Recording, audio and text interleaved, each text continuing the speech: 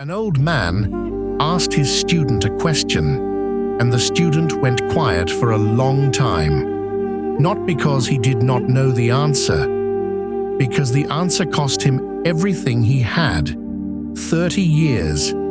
That was the price. And now, the old man wanted to see what 30 years had bought. The room was small, the lamp was low.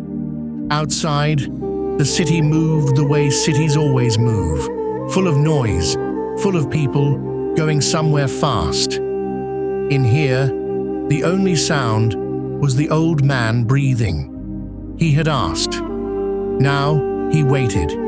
He was very good at waiting. The student's name was el-Asamm.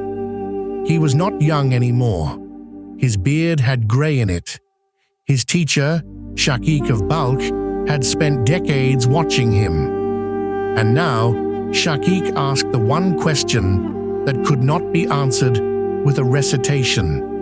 What did you actually learn? Hatem did not list books. He did not name teachers or cities he had traveled to. He said, I observed myself, and from that, I pulled 8 things. 8 things I decided to do differently from everyone around me. The old man said nothing. He listened. Hatem began with the first observation. He said, I looked at the people around me, and I saw that every person had something they loved, something they moved toward, something they protected. And I decided that my thing, the one I would move toward, had to be something that could not be taken from me when I died. He said, most men love what the world holds. I chose to love what the world cannot hold. That was the first reversal. It did not look dramatic from the outside. Nobody in the market could see it. But inside, everything reorganized around that one decision. The second observation. Hatem said he looked at desire, at what people chase and reach for. He saw that desire usually leads a man away from himself, into distraction, into accumulation. So he decided to take desire and turn it into something else, a weapon against his own lower impulses. He used wanting to fight wanting. The third observation was about the enemy, not a man, not a rival. Hatem said he saw that people treat their inner enemy, the pull toward laziness, toward dishonesty, toward comfort at the wrong time, as something to negotiate with. He refused to negotiate. He treated it as an opponent that wanted him dead. He said, when a man negotiates with that enemy, he always loses something. So I stopped negotiating. I took the side of what I believed was right, every time, even when it was uncomfortable. That was not heroic. It was just a decision I kept making, over and over, for 30 years. Fourth, Hatem said he observed that people divide themselves based on what they own, where they were born, what family they carry. He saw how this division made some men feel high and others feel low. He decided the only thing that actually makes a person worth something is what they do with what they were given. He said, lineage is a story people tell. What a man actually does, that is not a story. So he stopped measuring himself or others by the inherited story. He measured by the doing. That sounds simple. In practice, it means ignoring almost everything that the people around you use to rank one another. Fifth observation. Hatem said he looked at envy, the specific poison of watching someone else have something and feeling smaller for it. He saw that people carry envy like a stone in their chest, and it never lightens. So he made a decision about wealth and rank. Whatever came to him was enough, and whatever went past him was not his to grieve. He He said, "Envy requires you to believe that someone else's gain is your loss." I stopped believing that. The stone dropped. That is not a feeling that arrives on its own. It is a conclusion you reach and then defend every day when the feeling tries to come back. Sixth, he looked at people and saw how much energy goes into conflict, into defending position, into answering insult, into protecting pride.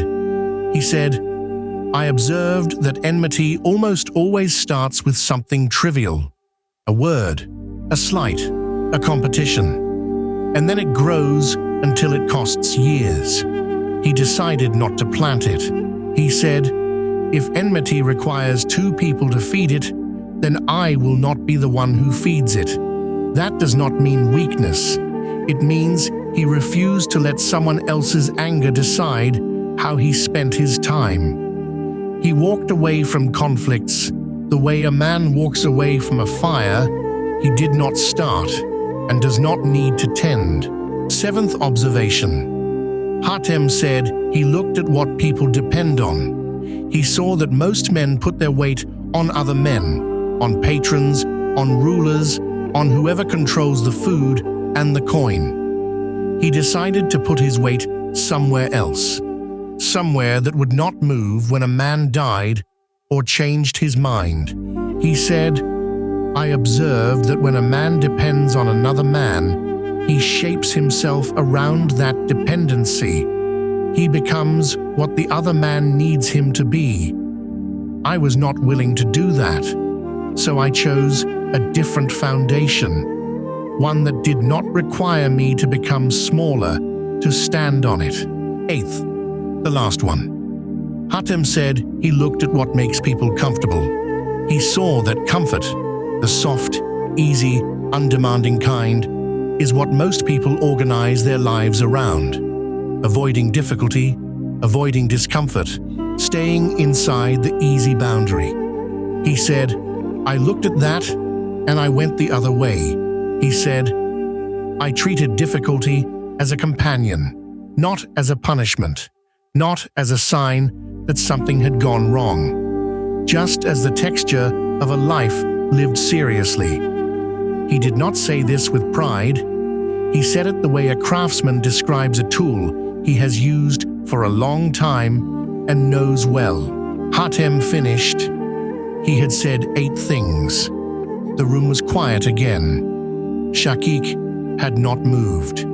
He sat with his hands on his knees and his eyes on the floor. Hatem waited. He had been waiting for this response for 30 years without knowing he was waiting for it. Then Shakik spoke. He said, "I have read the 4 great books that scholars carry and argue over and build their lives around. I have spent my years inside those books, and what you just told me, these 8 things, is what those 4 books are actually about, all of them, together, in 8 sentences." He did not say Hatem had surpassed the books. He said the books led here. He said 30 years of watching and deciding and reversing had arrived at the same place the books point toward. The student had not bypassed the tradition. He had walked it all the way to the end. Here is what Hatem actually did. He looked at what everyone around him was chasing: status, accumulation, comfort, connection to the powerful. And he asked himself one question: is this actually where I want to go? The answer, each time, was no. So he turned around and walked the other way. Not once, 8 times, over 30 years.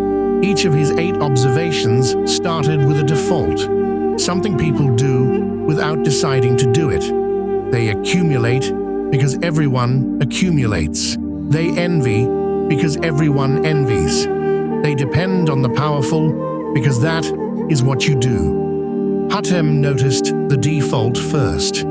That is the harder step. Most people never notice it because they are inside it, and then He did the opposite on purpose, not because the opposite is always right, but because the default had never been examined. He examined it, he found it wanting, and then he changed direction. That is not rebellion. That is just thinking something through all the way to the end and acting on what you find. 30 years produced 8 decisions, not a library, not a title, not a position. 8 decisions about how to live, each one a reversal of what the crowd was doing without thinking. His teacher recognized them immediately, because the books had been pointing at these same 8 things for centuries. Hatem had arrived there by living, not by reading. The question worth sitting with is not which of his 8 observations you agree with. The question is, have you looked at what you are doing and asked whether you chose it? Or did it just arrive the way most things arrive? Because it was there, because everyone else was doing it, because no one told you to look twice.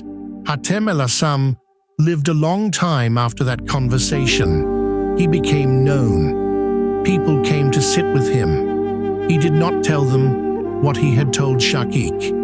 He let them sit. He let the sitting do the work. He had learned somewhere in those 30 years that some things cannot be handed to a person. They have to be found.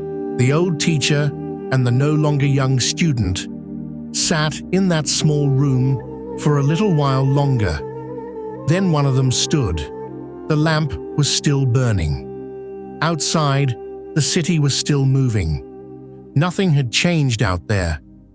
Everything had been named in here. That is usually